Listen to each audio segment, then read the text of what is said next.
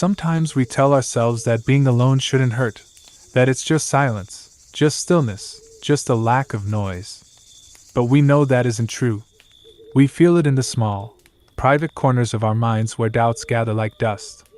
Solitude has a way of echoing, of turning a quiet room into a chamber where every insecurity repeats itself back to us, louder and louder until we mistake the echo for truth. We like to think we are rational creatures, that we can rise above the tug of emotion with a shrug and a deep breath. And yet a single unread message, a single stretch of unanswered hours, can shake us more than we ever admit out loud. We try to laugh it off. It's fine, they're busy, we don't need constant attention. But beneath the polite lies, something small and frightened twists inside us. Something that whispers, why not now? Why not us? Why the silence? It's strange how easily our minds can turn a moment of quiet into a verdict.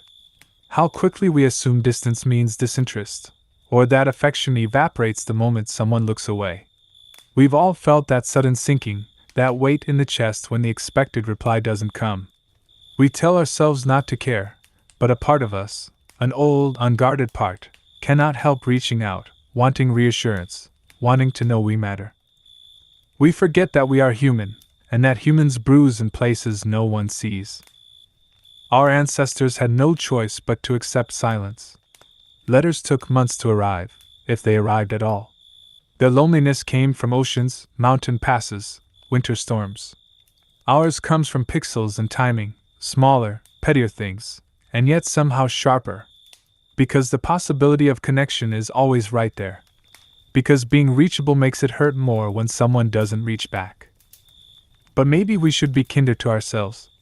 Maybe we should admit the truth, that wanting to be heard, to be seen, to be remembered, is not weakness. That the ache we feel when left alone for too long is not immaturity but evidence that we are built for closeness. Evidence that our hearts still hope, even when our pride tells them not to. And yet, in the same breath, we should also recognize the trap we fall into, the way we sometimes let our hunger for contact define us. How we refresh the screen not out of curiosity but desperation. How we read meaning into every minute, every dot, every pause. How we torture ourselves with possibilities that exist only in our anxious imaginations. We deserve better than the stories our fears tell us. So maybe the work begins here, in moments like this, when we sit in our own quiet and let it settle instead of fleeing from it. When we allow ourselves to feel alone without assuming that we are unloved.